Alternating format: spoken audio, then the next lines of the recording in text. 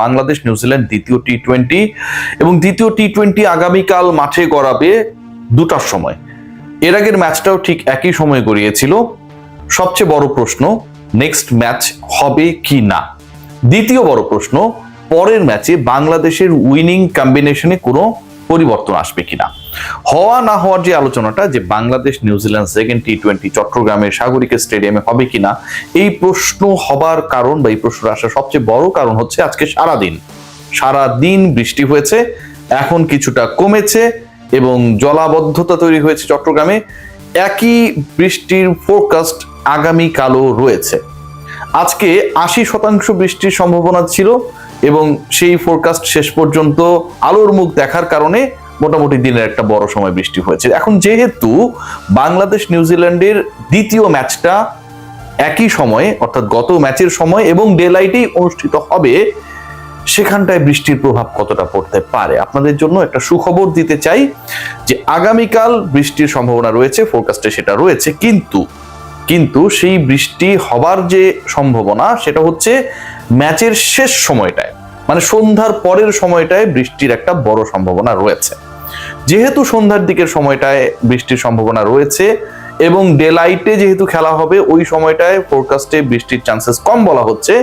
Bangladesh New Zealand second ম্যাচটা হচ্ছে। দ্বিতীয় গুরুত্বপূর্ণ প্রশ্নের কথা বলেছিলাম, যেটা হচ্ছে মূল আলোচনা হবার কথা, যে বাংলাদেশের 11টা কেমন হবে। উইনিং কম্বিনেশন ভাঙবে নাকি বাংলাদেশের 11-এ সেই 11 জন ক্রিকেটারই খেলবেন যারা আগের ম্যাচটায় ছিলেন। আমার যতটুকু ধারণা, বাংলাদেশের উইনিং কম্বিনেশন ভাঙার চান্সেস ভেরি হাই। বাংলাদেশ দলের যদি আপনি টপ 6 দেখেন, তাহলে টপ 6-এ পরিবর্তনের জায়গাটা আসলে কোথায়। 1 নম্বরে 2 নম্বরে আপনারা সবাই জানেন তানজিদ তামিম এবং সাইফ হাসান, তারপরে লিটন কুমার দাস, তারপর তাওহিদ হৃদয়, তারপরে আমরা পাচ্ছি পারভেজ হোসেন ইমন এবং নাম্বার 6-এ শামীম হোসেন পাটোয়ারি। এই যে আমি 6 জনের নাম বললাম, যারা আলটিমেটলি আমার 11-এর টপ 6, এই টপ 6-এর মধ্যে 2টা ভাগ রয়েছে। টপ 3 ফেল করেছে লাস্ট ম্যাচে এবং এরপরে যেই 3 জন ব্যাট করেছে লেটার অন, তারা আবার ক্লিক করেছে, ম্যাচ জিতিয়েছে। সো যেহেতু একটা 50-50 সিচুয়েশন রয়েছে, টপে কি কোনো পরিবর্তন আসবে কিনা, স্পেশালি ইন টপ 3-তে কোনো পরিবর্তন আসছে না। শেষের 3 জন যথারীতি তাদের অবস্থান বা তাদের ব্যাটিং অর্ডারই ব্যাট করবেন। সো বাংলাদেশ দলের প্রথম 6 জনের পরিবর্তনের কোনো সম্ভাবনা এখন পর্যন্ত নেই। যদি কোনো না কোনো ইনজুরি বা কোনো থাকে না, শেষ মুহূর্তের আনঅ্যাভয়েডেবল সিচুয়েশন ক্রিয়েট হয়, বাংলাদেশের টপ 6 ঠিক থাকছে। তানজিদ হাসান তামিম, সাইফ হাসান, লিটন, তাওহিদ হৃদয়, ইমন এবং শামীম হোসেন পাটোয়ারি, এই 6 জন যারা প্রথম ম্যাচে খেলেছিলেন, তারাই দ্বিতীয় টি-20-তে নিউজিল্যান্ডের বিপক্ষে মাঠে নামবেন। পরের 5 নিয়ে আলোচনা রয়েছে এবং পরের 5-এর এই আলোচনায় বেসিক্যালি আলোচনাটা হচ্ছে 3 জন পেসারকে নিয়ে। স্পিন ডিপার্টমেন্টে যারা ছিলেন, শাক মেহেদী এবং রিশাদ হোসেন, খেয়াল করে দেখবেন রিশাদ 4 ওভার 32 রান দিয়ে 2 উইকেট পেয়েছেন। 8 ছিল ইকোনমিক্যাল বলতেই পারি, টি-20-তে 8 ইকোনমি, খুব স্মার্ট আমার কাছে মনে হয়।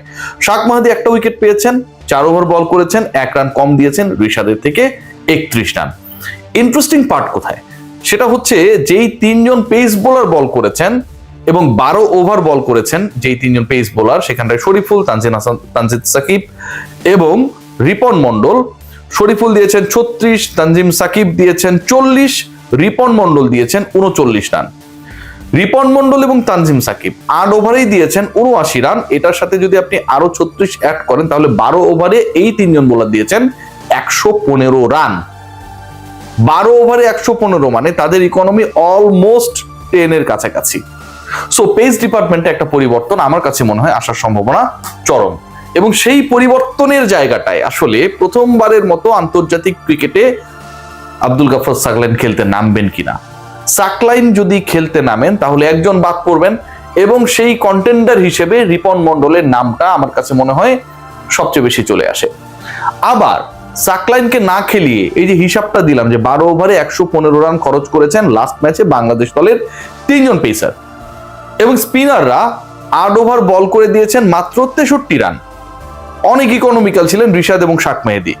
সো যেহেতু স্পিন ডিপার্টমেন্ট তুলনামূলকভাবে কৃপণ ছিল, ইফেক্টিভ ছিল, 3টা উইকেটই আসলে স্পিনাররা নিয়েছেন, ওই জায়গাটায় 3 পেসার না খেলিয়ে কি আপনি নাসুম আহমেদকে টি-20-তে খেলাবেন, সেকেন্ড ম্যাচে খেলাবেন, সেটাও একটা বড় প্রশ্ন। চট্টগ্রামে আপনি 3 পেসার খেলাবেন নাকি 3 স্পিনার খেলাবেন? 3 স্পিনার যদি খেলান তাহলে একজন পেসার বাদ পড়বে, আর 3 পেসার যদি খেলান একজনকে চেঞ্জ করে তাহলে সাকলাইনের খেলার একটা সম্ভাবনা ক্রিয়েট হবে। সো ডিসকাশনটা আমার কাছে মনে হয় যে মানে খুবই ভ্যালিড, কারণ গত ম্যাচে বাংলাদেশ দলের বোলিং ডিপার্টমেন্টে আলটিমেটলি ভুগেছে হচ্ছে টপ 3 পেস বোলার্স, এবং তারা রান কনসিড করেছে, একই সাথে উইকেট নেয়ার ক্ষেত্রেও তারা যে খুব বেশি সফল ছিল সেটাও কিন্তু না। টপ 3 মধ্যে বাদ পড়ার জায়গায় তুলনামূলকভাবে শোনা যাচ্ছে রিপন মন্ডলের নাম, তবে একজন ক্রিকেটারকে এক ম্যাচ খেলিয়েই ড্রপ করে দেয়া এটা আমি সাপোর্টেবল মনে করি না। সো ওই জায়গা থেকে রিপনের টিকে যাবার সম্ভাবনাটা যথেষ্ট রয়েছে। রিপন যদি টিকে যান তাহলে খেলবেন কে, বাদ পড়বেন কে, কে ইনক্লুডেড হবেন, সেই প্রশ্নের উত্তর খুঁজতে গেলে সাকলাইন একটা বড় চয়েস। কারণ সারপ্রাইজ প্যাকেজ হিসেবে যখন আপনি কোনো ক্রিকেটারকে নামিয়ে দেবেন তার সম্পর্কে প্রপার স্টাডি ছাড়া প্রতিপক্ষ কিছুটা হলেও ভরকে যেতে পারে, এবং যেহেতু সিরিজ ডিসাইডার হবে আগামীকালই যদি বাংলাদেশ জিতে যায়, সেক্ষেত্রে বাংলাদেশ হয়তো একটা অ্যাস্টনিশিং কিছু করার চেষ্টা করবে। What about Mohammad Saifuddin? এখন পর্যন্ত খুব বেশি ডিসকাশনে নেই, এবং সাইফুদ্দিনের পরের ম্যাচটা খেলার সম্ভাবনাও নেই বললেই চলে। সবাই ভালো থাকবেন, টেক গ্রেট কেয়ার। অ্যাটমসফিয়ার এখন পর্যন্ত যা মনে হচ্ছে বেশ better than the previous time of the day, এবং আগামীকাল ম্যাচ মাঠে করাবে এটা নিয়েও কোনো ডাউট নেই। বাংলাদেশের টপ 6-এ কোনো পরিবর্তন আসছে না, 6 জন যারা ছিলেন তারাই খেলবেন, কিন্তু বোলিং ডিপার্টমেন্টে চেঞ্জেস আসার বড় একটা সম্ভাবনা রয়েছে। Let's see what happen.